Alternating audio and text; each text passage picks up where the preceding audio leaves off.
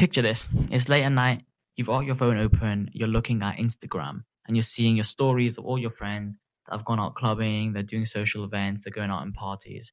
Whilst you're sat there on an invoice or creating a landing page or just brainstorming your next idea. And you're thinking to yourself, what am I doing? Like, is this worth it? Why do I do this to myself? I'm young. What am I spending my time on? All those questions that breed self-doubt. And this is a normal reaction. So let me introduce myself. My name is Krishna. I'm the founder of the Starting Story podcast. It's a podcast where I've spoken to more than 60 founders and leaders and CEOs across the world on these topics of business and life improvement. And this series on YouTube is me trying to break that information down into bite-sized insights that I can share to try and inspire you and myself to keep going in this period of self-improvement.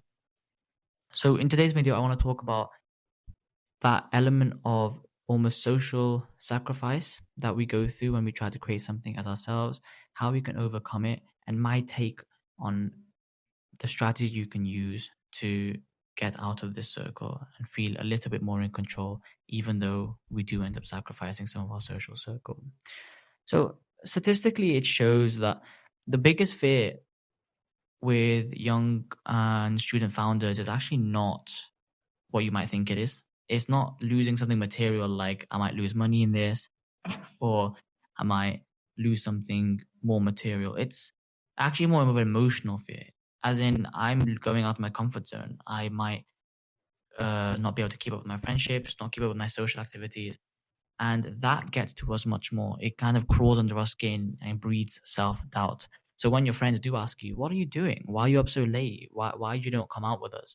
Or they say, well, this business idea sounds cringe, or what the hell are you doing? Like, why do you have to be so different? It makes us feel like, yeah, why am I so different? What am I doing? Like, these guys are clearly having more fun than me on 11 p.m. on a Tuesday night. What am I doing? And this is something that is reflected by a lot of guests on my podcast as well. They say it's a common phase. Like, whenever you try to do something different, you will naturally outgrow the previous set of friends and social network you had.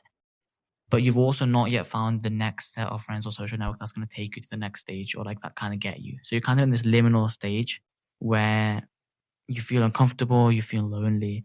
And we kind of think all the time whether we really want to go for this venture or not, because we know the cost and the sacrifice that comes with it. We can sometimes feel it, kind of feeling it burn inside us. And because of that reason, we try to kind of mask it in a way. And I am a little bit of a culprit for this. Because we know we're so vulnerable, we mask it as if we're not vulnerable at all. So we become what I like to call a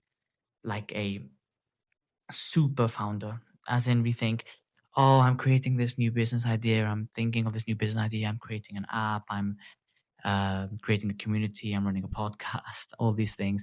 But it just doesn't get to me. I'm so chill. There's no problems at all. I'm so chill. I've got everything under control. You know, all these people keep doubting my abilities. No doubts at all. I'm going to be successful in 1 year, not a problem.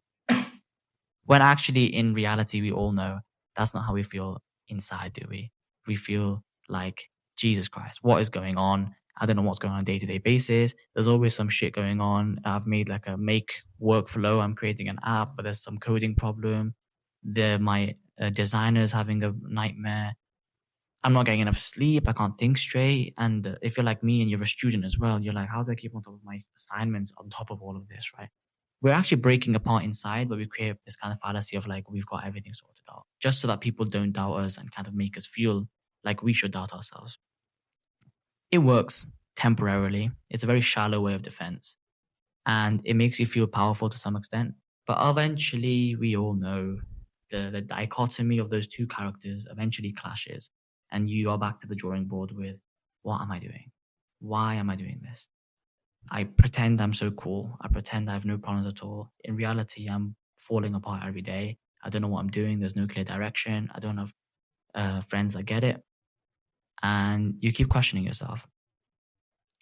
And I saw a statistic that said that 72% of founders face mental health struggles because they take off the cape too long. They try to be a superhero for too long. They just gets to their mental health. So if you are trying to be strong by being lonely, you may just be self-sabotaging yourself. And as hard as it is, you have to be a bit more vulnerable to get the point across. So, my take on this would be it would be a lie to suggest that nothing goes wrong in this world of self management, business making, life improvement. It'd be a complete lie. At times, you and me have both sat in silence, weighing up why do we choose to do this in the first place? What makes us do this? Are we really in it for the long run? There's always a certain data point or a certain video we come across that makes us question, like, what are we doing? Like, do we want to start a business? Why don't we just stick to how we are, stick to the same friends, stick to the same activities, and just see it through, right? But what I'd like to tell you and what's worked for me is the phrase that you may have heard, which is that if you can write down a problem fully, then you've already solved it 50%. And I'm not telling you to write down the problem, but I'm telling you an alternative to writing down the problem is discussing the problem. If you can fully and entirely discuss a problem with someone, then you're solving it 50%. But let's say you don't have that someone in your life that will truly fully understand your problem. So even if you can partly discuss your problems, then you might still solve 20% of them, 10% of them. Isn't that better than keeping it inside, keeping those bottled up emotions and making you feel bad for yourself or sorry for yourself?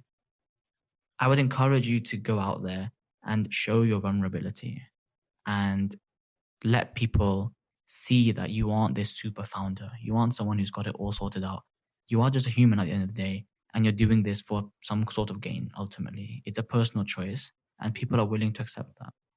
Another thing I like to kind of point out is that people love to solve problems, and solving problems actually brings people together, whether you like to believe it or not. I mean, think about whenever people go on holiday, right? Sometimes people go on holiday and they say to themselves, "Oh, I'm gonna discover myself. I'm gonna really find who I am," or I'm gonna go backpacking, solo backpacking. I'm really gonna find new friends. The reason they find new friends is not because they went to the hostel and they saw someone new. It's because maybe they went to the hostel, saw someone new, and they all decided to do something together. But then someone got the journey wrong, so they had to use their map to figure out the right route, and then someone's bag got stolen, so they had to chase down a robber. These kind of things are what make the friendship. The things that go wrong, the things that have problems, and when you solve it together, right? At the same time, if you've ever talked to someone in like a networking kind of professional event and the conversation has just been, "Oh, what do you do?" "Oh, I do this amazing thing," and nothing new. And then you go back to the side. "What do you do?" "Oh, I do this amazing thing," and nothing new. Boring conversation. Nothing new. What the hell? Like, there's nothing interesting going on. At the same time, if you talk to someone and they say, "What do you do?" "Well, I'm doing this amazing thing, but I'm just really struggling with marketing right now. Let me tell you, it's been a problem. I've been opening this new book. I've been trying to reach out to clients. It's just not working."